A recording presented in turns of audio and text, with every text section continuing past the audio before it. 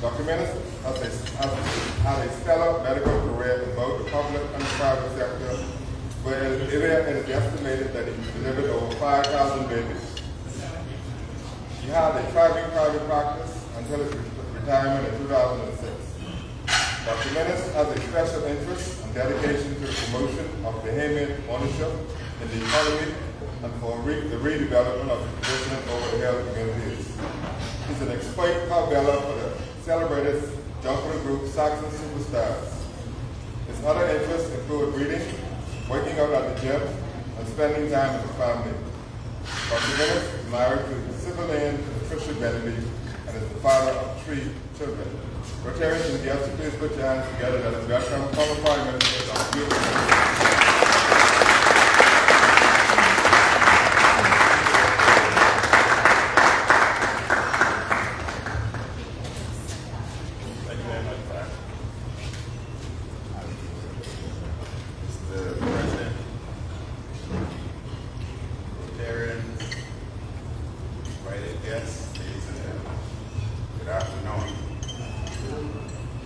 I want to thank you for the invitation to be today's guest speaker for the Rotary Club of Best Nassau. During this 50th anniversary of independence, I selected the theme, securing our nationhood for a new generation. I am mindful that Rotary is a nonpartisan organization and will therefore be guided by this principle. When we speak of securing our nationhood for current and successive generations, we could speak about economic and social development in areas such as job creation, business investment, fiscal responsibility, crime, healthcare, education, and other areas. Today, however, I wish to focus on one area of national security, which is one of the primary responsibilities of government. I wish to focus on illegal immigration. To secure the Bahamas for successive generations, we must ensure the viability and resilience of our culture, our heritage, and our way of living. Because this time is short, I will not repeat in great detail the nature of the challenges, a number of which are well known to us. Instead, I wish to offer specific and targeted policy prescriptions for your consideration. Rotarians, it is the wisdom of the ages and the practical advice of the medical profession from inception that prevention is always better than cure. The same applies to crime, it applies to illegal immigration also. Another word for prevention is deterrence. The challenge of illegal migration, particularly from the Republic of Haiti, is complex and long-standing. Today, Haiti is in the grip of extreme economic, political, and social turmoil and crisis.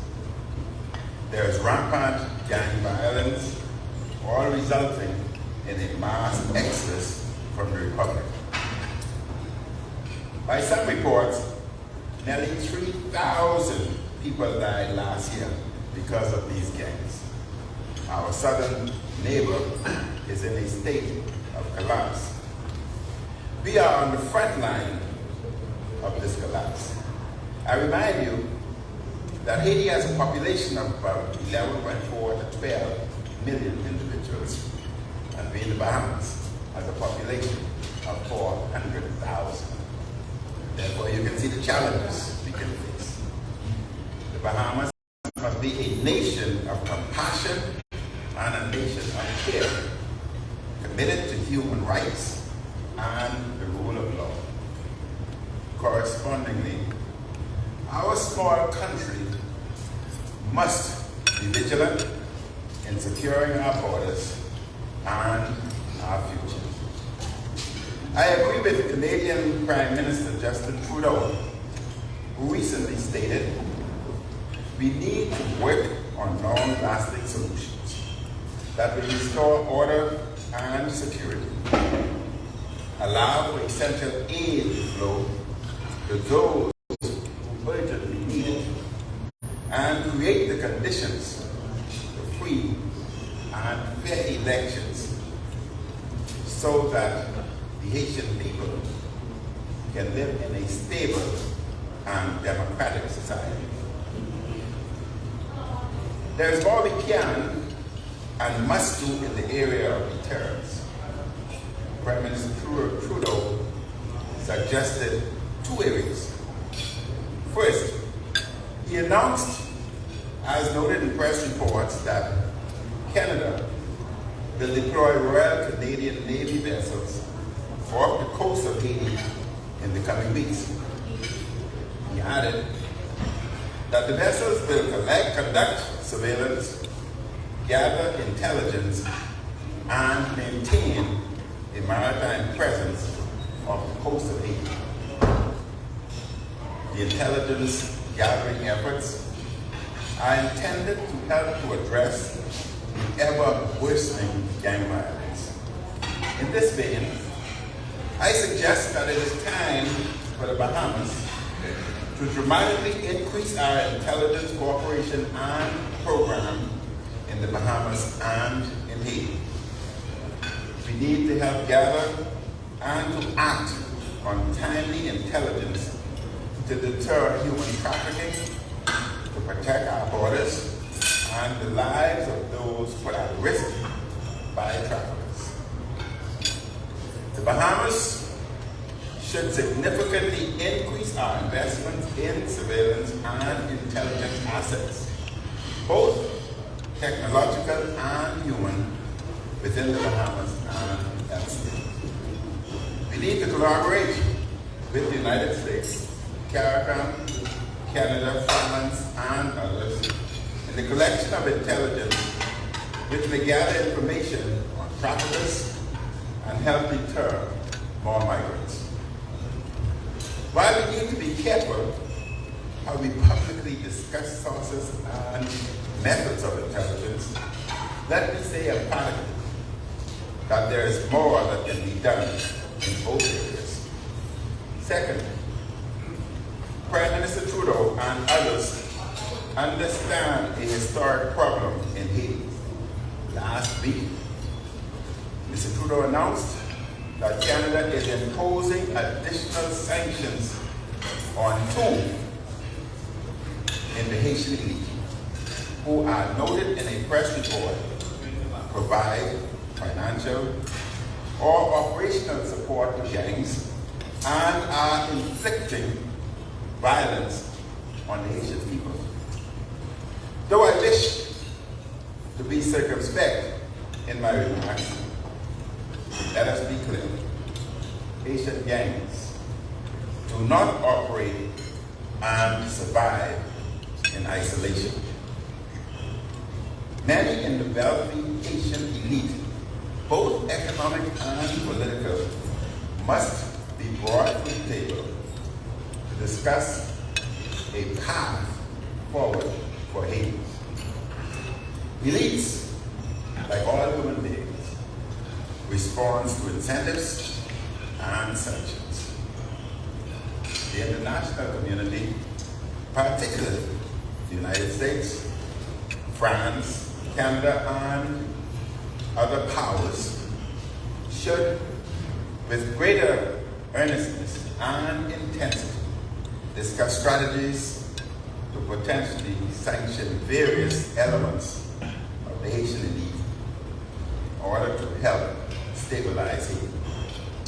And such sanctions might include economic and banking measures, travel restrictions, and other sanctions that will impact all those who help facilitate gang violence or who use certain gangs for certain purposes.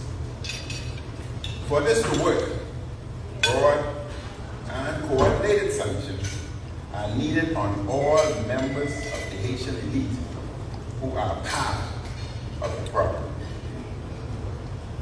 The issues in Haiti will only be resolved when the elite who truly rule the country are made to change the long-standing dysfunction from which they profit.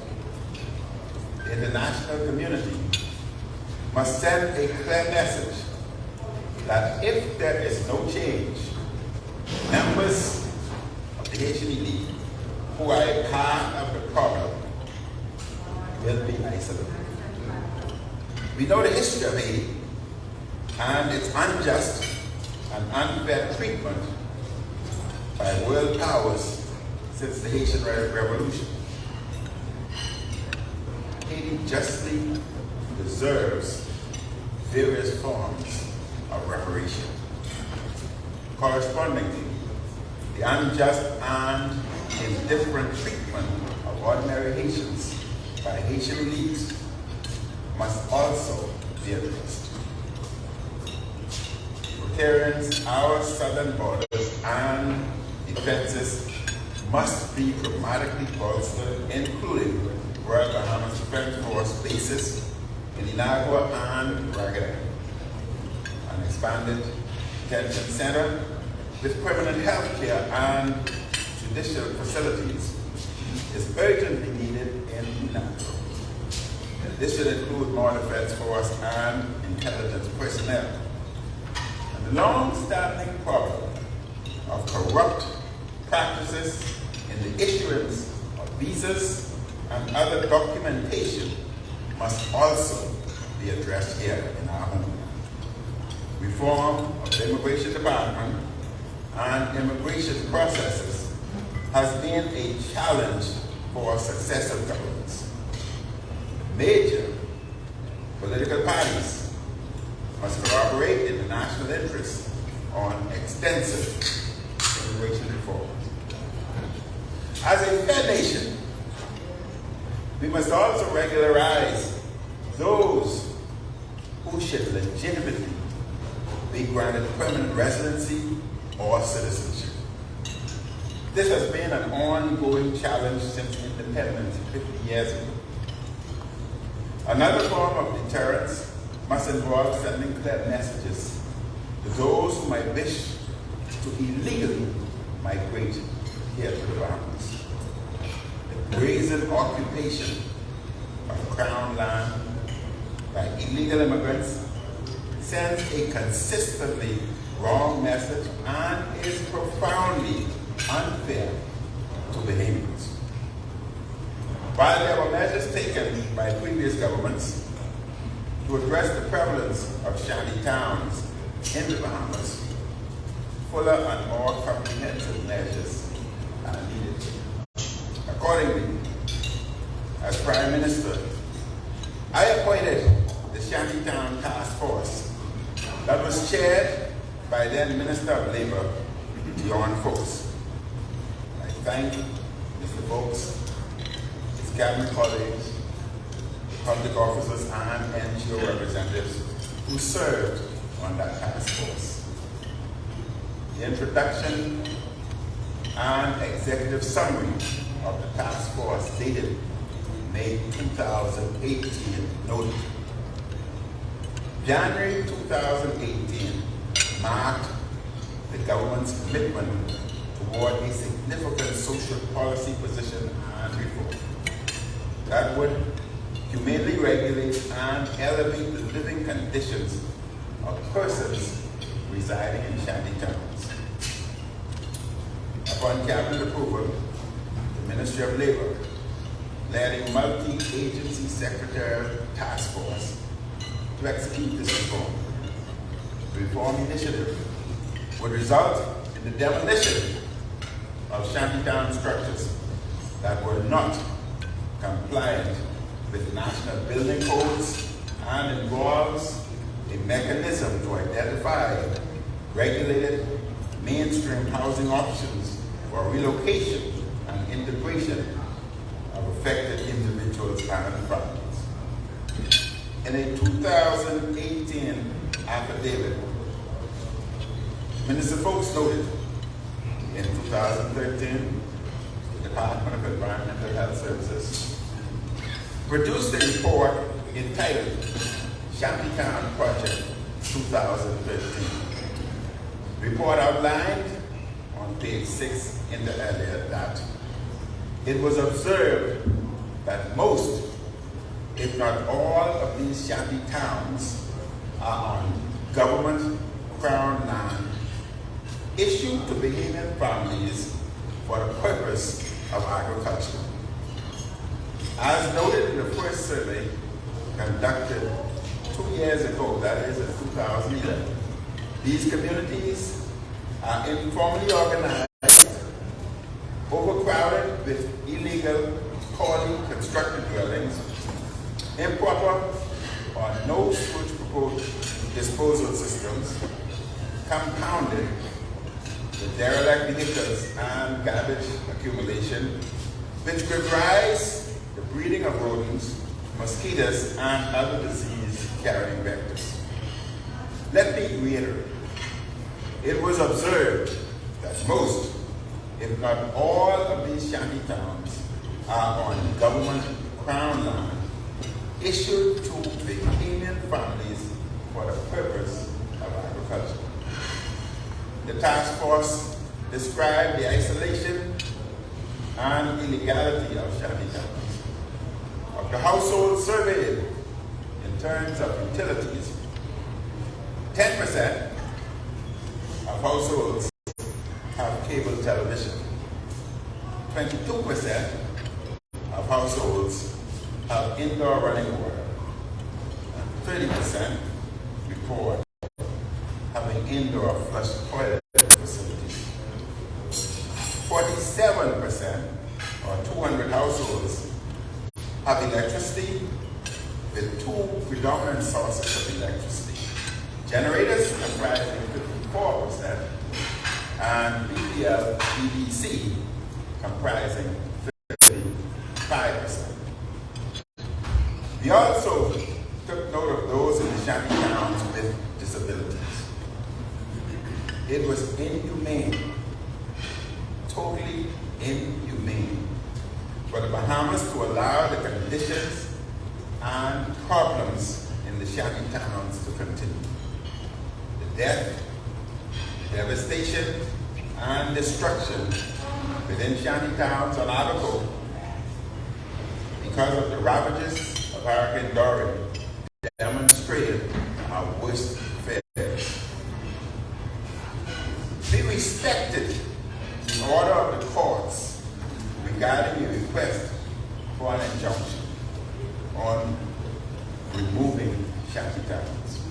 Still, we respected, but we were deeply disappointed by the injunction with which we profoundly disagreed. It is good that the injunction has been lifted. We would have been further ahead on this matter had the injunction not been put in place in the first instance. I can say with confidence that in the pace that we were moving, all shanty towns within our code would have been moved. It is now incumbent on the current administration to act with dispatch on this matter. All illegal shanty towns in the Bahamas must be cleared as quickly as possible following the processes of the law. This should include mitigation efforts and targets and timelines for action, which I will say more about at another time. Ladies and gentlemen, Rotarians, every nation has a right, indeed a responsibility, to secure its borders, to ensure the rule of law, and to provide for the general welfare of its people. The Bahamas has welcomed many generations of migrants from Haiti and the wider Caribbean, many of whom have have made a home in our Commonwealth and who have contributed to our nation.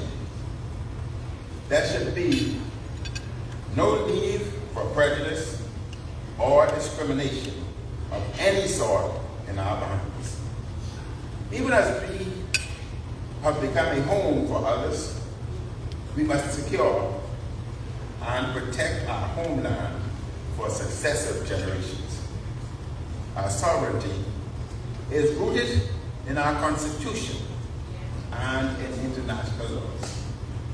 We must therefore be vigorous and resolute in safeguarding our Bahamas for the Bahamian people for generations to come. I thank you very much for your kind attention. May God continue to bless each and every one of us. May God bless the Commonwealth of the Bahamas.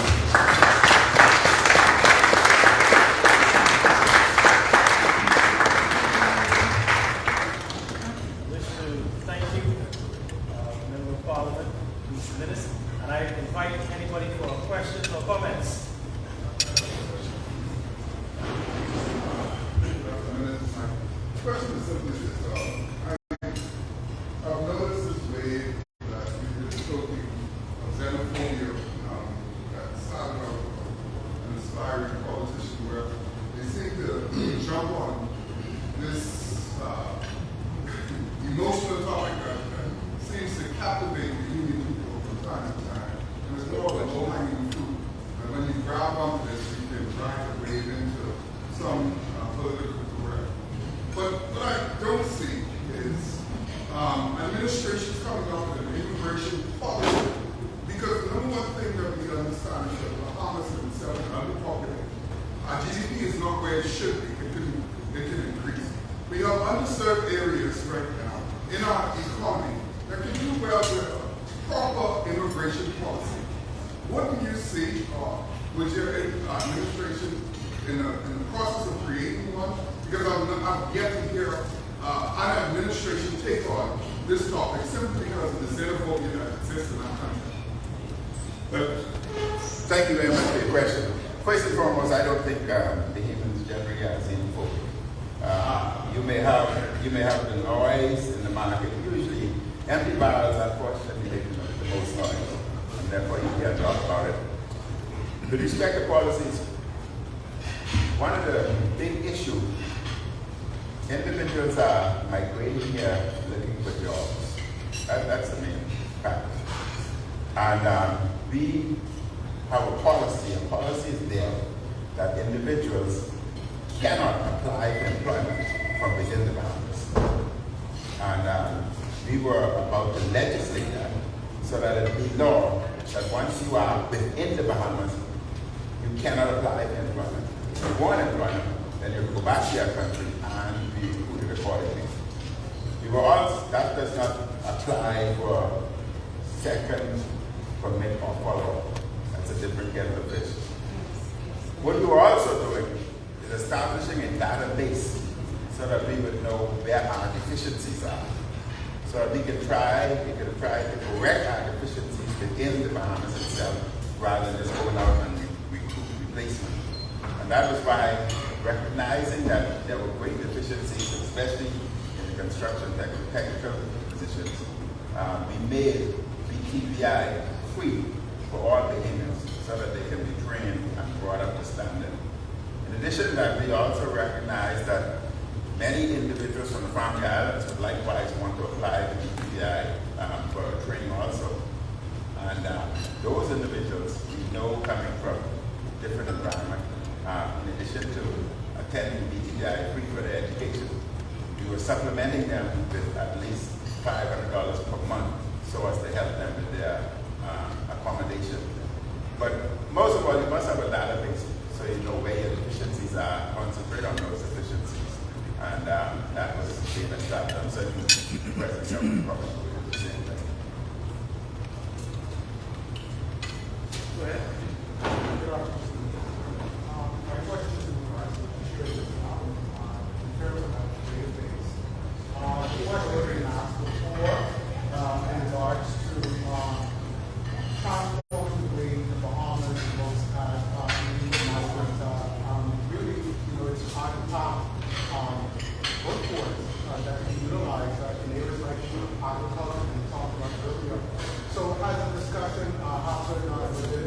program, and do you think that needs to make some progress moving forward? Agriculture has always been a priority with all of us. As you know, the number of individuals today that are involved in agriculture is by far less than were involved in the 70s and 80s. People move away from agriculture. But now that the technologies have advanced, so you have hydroponic type of agriculture, and therefore what you can produce in one container, it will take you about 5 acres of property to produce that type of product. So you're finding that technology, agriculture will be technologically driven as we move forward. And that's why education is so important.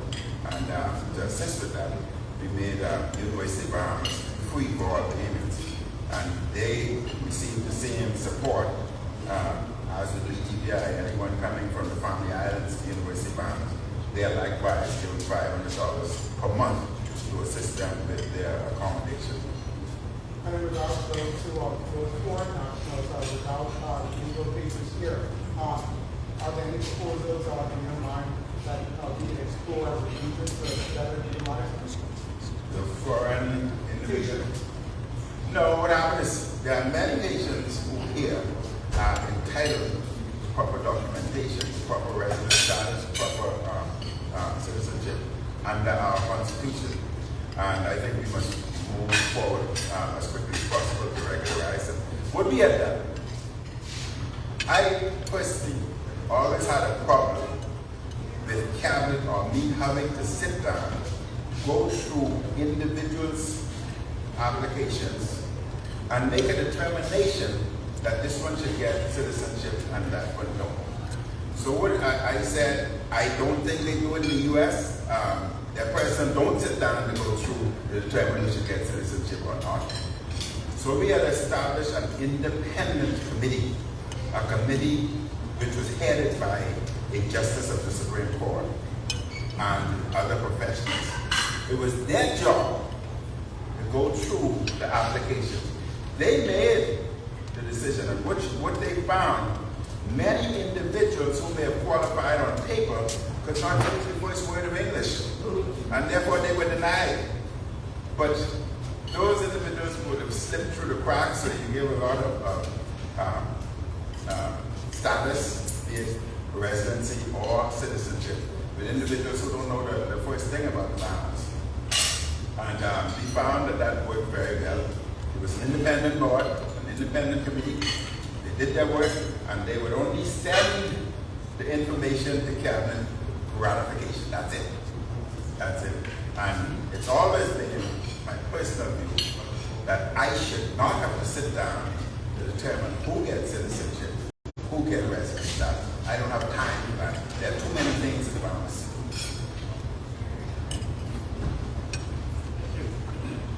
Any more questions or comments?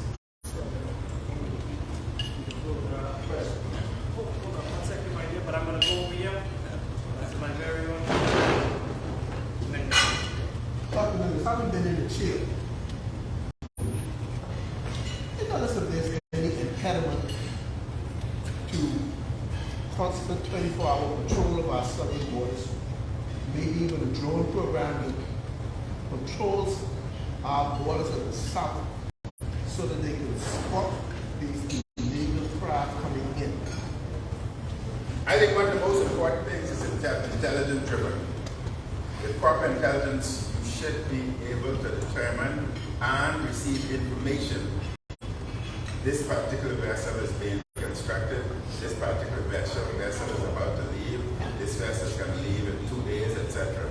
So if you have the necessary intelligence, then you would be more successful. If, on the other hand, you're talking about 100,000 square foot of water, if you're talking about just putting boats up there, that's like trying to find a needle in a haystack. But if it's intelligence driven, then your success rate will improve dramatically. In addition to all the modern day technologies.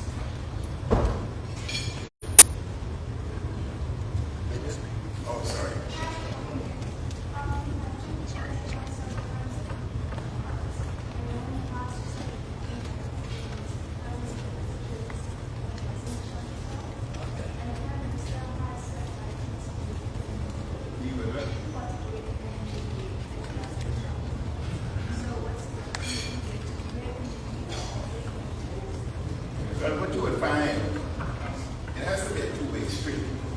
you can't just go after the illegals and leave the behemoth who have broken the law and allow the illegals to rent or lease land from them that they were leasing from government, from us, for particular purposes.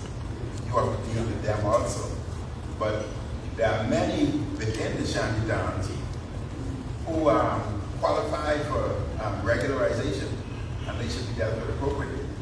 At the same time, when you're constructing, and I'm trying to stay away from the political part of it, when you're constructing subdivisions, etc., once an individual has meet the qualifications, citizenship, etc., shouldn't make any difference whether they're from Haiti, whether they're from Timbuktu or whatever. They're Haitians, and therefore they should qualify to apply for housing accommodation. Dr. you mentioned as far as countries and organizations, you mentioned U.S. You mentioned U.S. law, France, countries and organizations being allowed forward. I thought it was interesting that you mentioned France. Do you feel it's standard or do you feel they have? We could go into that all day. I would only say, and you can put the pieces together, that for what has happened to Haiti, they deserve reparation. Now you have to go into history, right? But that would take me all day. Very well. Rotary again.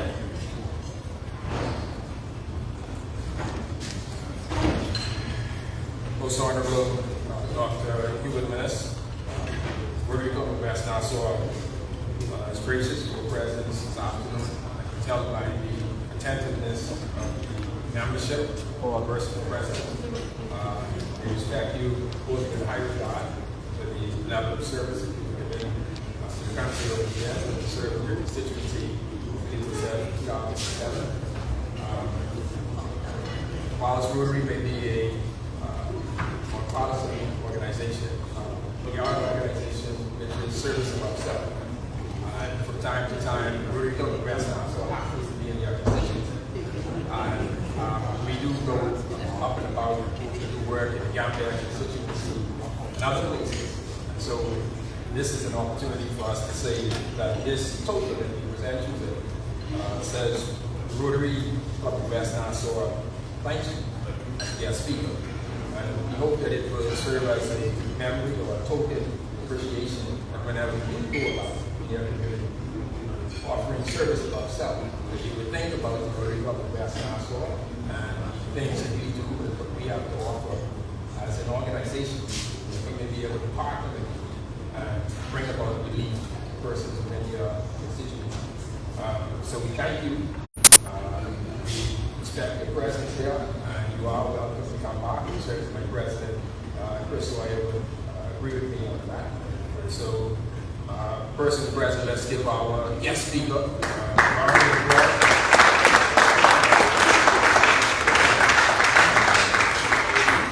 In addition to the month, ordinarily the members of this club being an all, we don't like to say that we're an all-male organization, but it just happens to be that all the members of the club are males.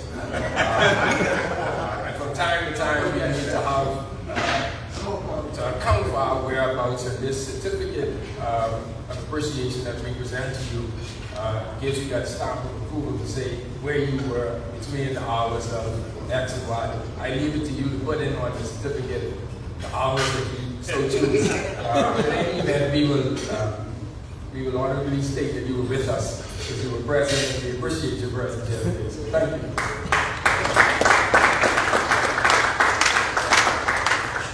Thank you very much. The company coming very handy, and I will certainly will remember